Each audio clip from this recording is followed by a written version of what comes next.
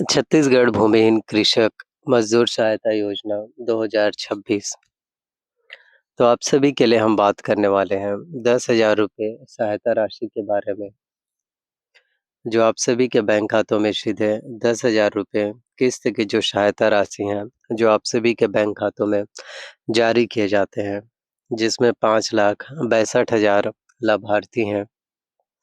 लेकिन कुछ लोगों को पैसा मिला, कुछ का आवेदन रुका, कुछ का नाम जो है लिस्ट में ही नहीं आया। लेकिन क्यों? आज जो है सच सामने आएगा कि वजह क्या है, रीज़न्स क्या हैं, कौन से कॉमन मिस्टेक्स हैं, जिसकी वजह से ये ऐसा हुआ। अगर आप सोच रहे हैं हमने फॉर्म भर दिया, अब पैसा आएगा ही, तो रुकिए, एक छोटी-सी गलती आपको इस योजना से बाहर कर सकती है, और वो गलती अधिकांश लोग कर रहे हैं।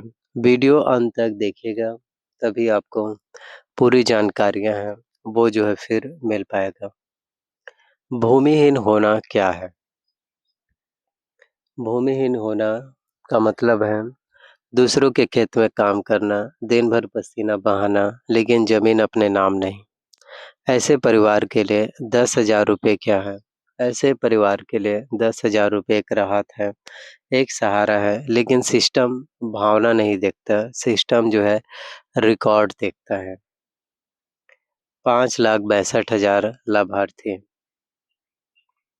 अगर हर परिवार में 4 सदस्य हों, तो इससे करीब 22 लाख लोग जो है प्रभावित हो सकते हैं, जिससे कि उनको भी लाभ मिल पाए। लेकिन अभी तक के कितने लोगों को लाभ नहीं मिल पा रहे हैं। आंकड़ा के अकॉर्डिंग सिर्फ 5,62,000 ही लाभार्थी हैं, जिनको जो है लाभ है, वो जो है मिल पा रहे हैं। तो बाकी लोगों को आखिरकार किस रीज़न्स की वजह से लाभ है, जो नहीं मिल पा रहे हैं। तो राज्य में जो है अगर हम बात करें तो भूमिहीन मज़दूर इससे ज़्यादा है, तो बाकी लोग कहाँ हैं? यहीं से कहानी शुरू होती है पात्रता, लेकिन असली जाल आप जो है पात्र हैं या फिर नहीं हैं, ये सबसे ज़्यादा ज़रूरी है। अगर आप पात्र हैं तो छत्तीसगढ़ का निवासी होना ज़रूरी है। 18 वर्ष से अधिक आपकी आयु होनी चाहिए। अपने नाम कृषि भूमि नहीं है तो आप पात्र हैं। कृषि मज़दूरी करते हैं तो आप पात्र हैं। बैंक खाता आपके आधार से लिंक होना चाहिए। ये भी आप सभी के लिए जो है बहुत ज़्यादा ज़रूरी है। आप ध्यान से ध्यान दीजिए। अगर परिवार के संयुक्त खाते में ज़मीन दर्ज है, तो सिस्टम आपको भूमिहीन नहीं मानेगा। चाहे आप वर्षों से मज़दूरी कर रहे हो, चाहे आप भूमिहीन हो फिर भी। सबसे बड़ा कारण है भूमि रिकॉर्ड अपडेट नहीं। देखिए कई लोगों ने ज़मीन बेच दी, लेकिन रिकॉर्ड में नाम अभी भी दर्ज है। सिस्टम कहता है ज़मीन है, और जो व्यक्ति जिन्होंने अपनी ज़मीन बेच दिए थे, वो कहता है कि मेरे पास ज़मीन ही नहीं है। और इसी गलती की वजह से आवेदन जो है अटक जाता है। एक पंचायत में 40 लोगों ने आवेदन किया, 23 लोगों को पैसा मिला, 17 का आवेदन रुका। कारण 8 का भूमि रिकॉर्ड ही मिसमैच हुआ, 4 का बैंक आईएफएससी गलत हो गया, 3 का आधार लिंक ही नहीं, 2 ने गलत मोबाइल नंबर दिया। गलती छोटी, परिणाम बड़ा। जो 10,000 रुपये आपको सहायता राशि मिलना था, वो भी जो है आप ही के जो है एक छोटी-सी गलती की वजह से नहीं मिल पाया। ऑनलाइन हो या ऑफलाइन, नाम वही लिखें जो आपके आधार कार्ड में नाम मौजूद हो, जो आपके आधार कार्ड में नाम हो। बैंक आईएफएससी 2 बार आप लोगों को चेक कर लेने हैं। डुप्लीकेट आवेदन जो है, बिल्कुल भी आपको भूलकर भी डुप्लीकेट आवेदन ना करें, और एप्लीकेशन आईडी आपको जो है नोट कर लेने हैं। लेकिन ये तो सिर्फ आधी कहानी है। असली समस्या कहाँ है? डेटा वेरिफिकेशन में। अगले भाग में हम आपको बताएँगे सिस्टम डेटा कैसे मिलान करता है, चीज़ों को कैसे वेरीफ़ाई किया जाता है, किन लोगों का नाम रुक जाता है, और कैसे बचें परमानेंट रिजेक्शन से। 10,000 रुपए से बच्चों की पढ़ाई, घर का राशन, दवाई, कर्ज की किस्त सब में मदद मिल सकती है, लेकिन सही जानकारी ज़रूरी है। सही जानकारी का होना सबसे ज़्यादा ज़रूरी होता है कि आपका नाम 5,62,000 में लाभार्थियों में है या आप वेरिफ़िकेशन में फँसे हैं। तो अ, हम आपको पार्ट 2 में बता रहे हैं।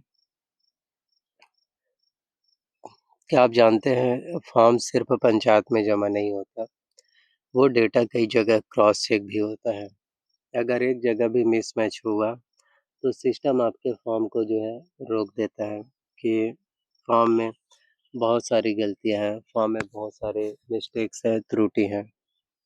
सबसे पहले चेक होता है भूमि रिकॉर्ड। राज्य के डिजिटल भू अभिलेख डेटाबेस से आपका नाम मिलाया जाता है। अगर आपके या संयुक्त परिवार के नाम ज़मीन दर्ज है, तो सिस्टम आपको भूमिहीन नहीं मानेगा। यही सबसे ज़्यादा लोग जो है फँसते हैं। कई बार दादा के नाम ज़मीन, पिता के नाम रिकॉर्ड या बेची हुई ज़मीन अपडेट नहीं हुआ।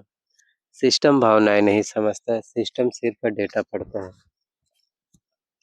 दूसरा चरण आधार सत्यापन। नाम, जन्म तिथि, जेंडर मिसमैच हुआ। एप्लीकेशन होल्ड पर चले जाते हैं, ओटीपी वेरीफाई नहीं होते, एप्लीकेशन जो है पेंडिंग हो जाते हैं। स्टेप 3 में बैंक डीबीटी इशू।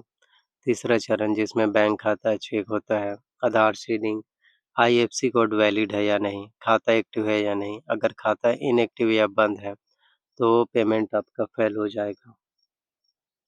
और कई बार स्टेटस में दिखेगा पेमेंट प्रोसेस्ड है, लेकिन पैसा वापस चला जाता है।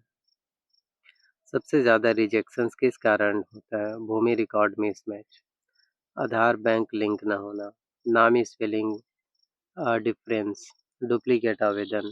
तो लोग सोचते हैं सिस्टम गलती कर रहा है, लेकिन असल में डेटा ही मिसमैच है।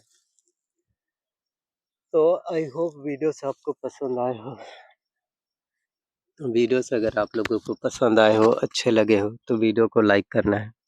चैनल पर नए आए हो तो चैनल को आपको सब्सक्राइब कर लेना है। साथ में बेल नोटिफिकेशंस को ऑन करके रख लेना है।